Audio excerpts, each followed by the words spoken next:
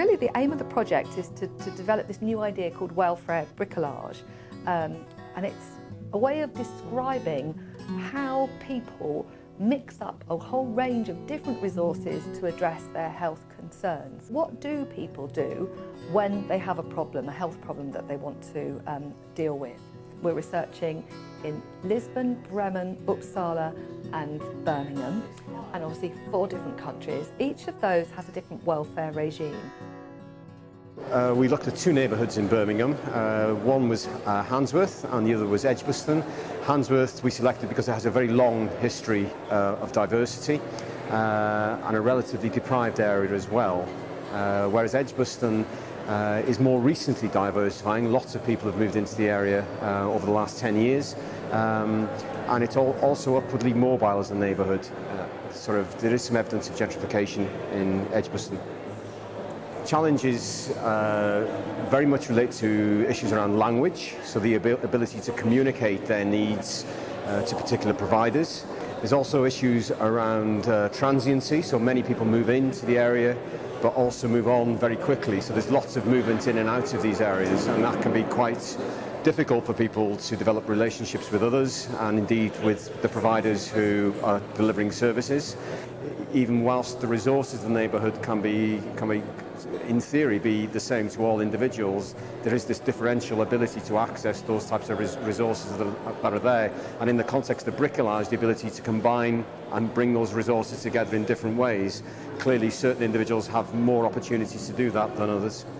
The thing that really is gluing all the services together in different areas are third sector organisations. They help to address someone's kind of problems in a holistic way.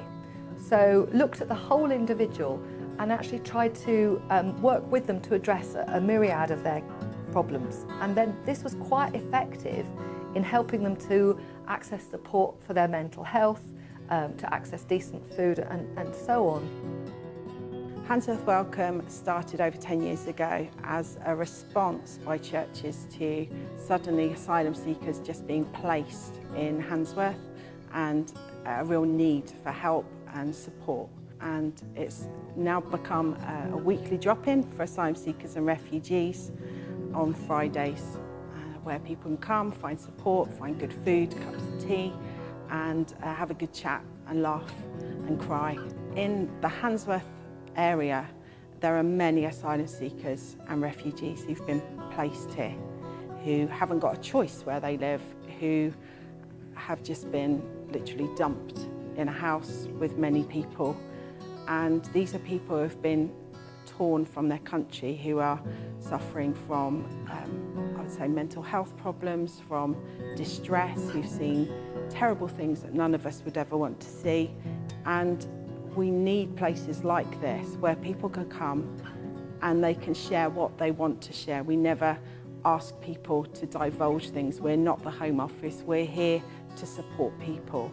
So one recommendation might be that you would connect NGOs, these kind of voluntary organisations, better. You would embed them perhaps more in state services. We are a health provider.